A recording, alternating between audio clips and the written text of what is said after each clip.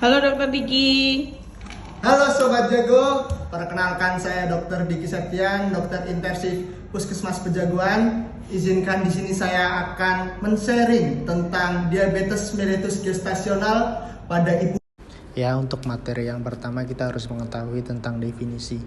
Definisi dari diabetes sendiri merupakan gangguan metabolisme yang terjadi pada organ pankreas yang ditandai dengan peningkatan gula darah atau hiperglikemia karena menurunnya jumlah insulin dari pankreas.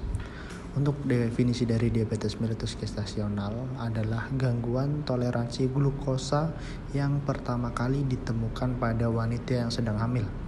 Diabetes mellitus gestasional merupakan keadaan pada wanita yang sebelumnya belum pernah didiagnosa diabetes, kemudian menunjukkan kadar glukosa tinggi selama kehamilan, sedangkan sebelum hamil ibu tidak memiliki riwayat diabetes. Ini merupakan data penyebaran dari diabetes mellitus gestasional secara global didapatkan 16,2% atau sekitar 21,3 kelahiran hidup berhubungan dengan hiperglikemia atau gula darah tinggi dalam kehamilan. Setelah kita mengetahui tentang prevalensinya, sekarang kita harus mengetahui tentang kenapa bisa terjadi diabetes mellitus gestasional. Yang pertama pasti terjadi karena resistensi insulin yang terjadi karena hormon yang diproduksi oleh plasenta. Hormon ini bersifat menghambat kerja insulin pada reseptor insulin, sehingga pasti kadarnya akan menjadi tinggi.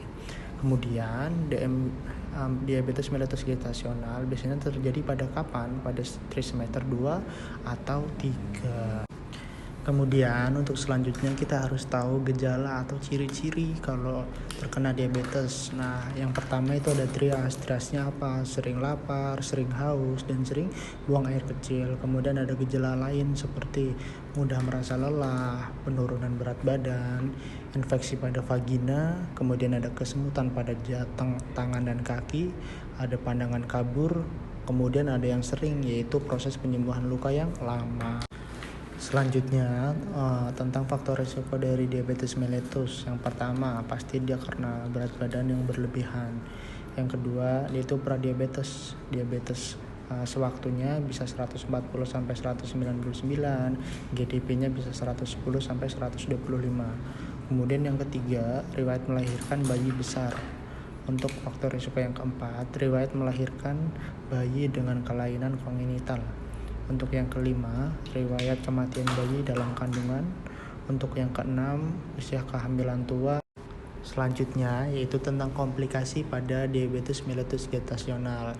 Pasti ada ibu dan juga pada bayi. Untuk pada ibu biasanya dia itu preeklamsia, komplikasi proses persalinan, ada resiko diabetes di kemudian hari. Kemudian pada anak biasanya dia makrosomia, distorsi bahu, kelainan kongenital, lahir prematur, kematian bayi saat lahir, dan juga ada pertumbuhan janin yang lambat. Setelah itu kita harus tahu bagaimana cara mengetahui ibu itu hamil dengan DM diabetes gestasional atau tidak. Kita lakukan tes. Tesnya ada 3. Salah satunya yang pertama untuk mengetes glukosa darah puasa, yaitu dengan kadarnya lebih dari 126. Kemudian untuk gula darah sewaktu lebih dari 200, dan juga untuk pemeriksaan HbA1c yaitu lebih dari 6,5%. Untuk selanjutnya yaitu tentang manajemen resiko. Manajemen resikonya biasanya ada 5. Yang pertama, wanita hamil dengan faktor resiko. Yang kedua, wanita hamil tanpa riwayat diabetes sebelumnya dan tanpa faktor resiko. Yang ketiga, wanita dengan diabetes mellitus gestasional. Yang keempat, wanita dengan riwayat diabetes mellitus gestasional.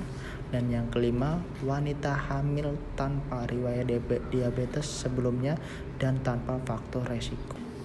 Untuk selanjutnya yaitu bagaimana mencegah diabetes mellitus gestasional. Ya, yang pertama pasti kita harus menerapkan pola hidup sehat dari sejak sebelum hamil. Yang pertama dengan pengaturan diet atau pola makan dengan perbanyak sayuran dan juga buah-buahan. Yang kedua, aktivitas fisik, olahraga secara teratur. Yang ketiga, penurunan berat badan bila dia obesitas. Yang keempat, persiapan kehamilan yang baik, termasuk pada usia kehamilan dan juga pemeriksaan GD sebelum hamil. Untuk yang terakhir, yaitu menjaga peningkatan berat badan. Cukup sekian, terima kasih. Wassalamualaikum warahmatullahi wabarakatuh.